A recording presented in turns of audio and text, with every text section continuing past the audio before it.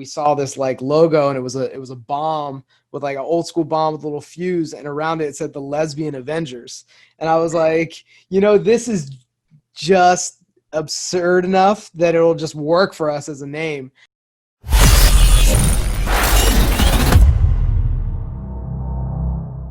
So this is only episode 7. Mm-hmm. So in 6 episodes leading up to this one, people have already talked about Arizona twice. People that ain't from Arizona.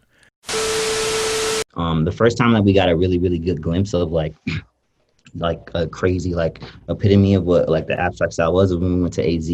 I think there was a jam that they used to store at Scrappy's, I believe, is the place in AZ. And they used to hold a lot of jams, but I think it was called Beyond the Limits or something like that. It was some jam, but it was like a lot of like dope crews like PA, like Knuckleheads, like Sour Patch. Actually, not Knucklehead, Sour Patch. Right. And there was a sick battle at the time, a sick exhibition at the time. I think it was Jack the Pumpkin King versus David. So that was like a really like a crazy experience to like kind of see like, yo, there's like levels to this. You know what I'm saying? Like right. There's levels to this, So. Like already Texas inherently has kind of a similar style, but more I would say more blow up oriented and more, there's the press style that Jen from Jive Turkeys got really big with. That was more so Texas. But I remember specifically it was the B-Boy city that Paranoid Android had won the one-on-one. That was the one where like they came back with a whole new like perspective on the dance, and then that in turn gave me a whole new perspective on the dance.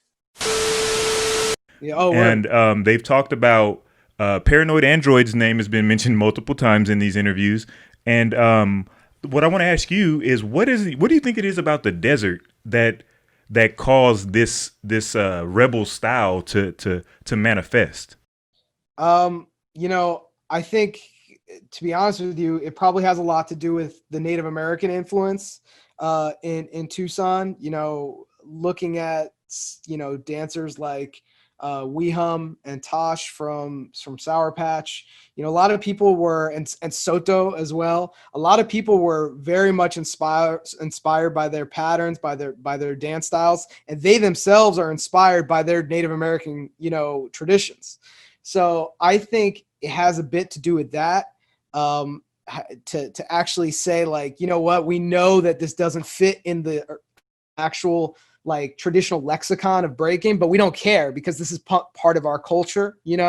I think they were willing to take that step, and that all inspired us to kind of like, in some ways like bite their stuff. You know what I'm saying? Like it made us more willing to, go into that bag of tricks rather than to just be so focused on, a lot of the, a lot of people that think about like the biggest, style elements in Arizona, to kind of go away from that and think about, okay, well, there's so many other types of movement outside of that, outside of that vocabulary, outside of that dance vocabulary. Let's play with that and not get too stuck up in kind of the fundamentals of what we think breaking is or isn't. Okay, that is perfect. All right, so The Honest Struggle is about a man who spent over 2 decades in prison, and he essentially, comes home to the same streets that, put him away. He was a gang chief in Chicago, and in prison, he decided to become a Muslim and turn his life around. So he essentially becomes a reformer, and I document his journey home.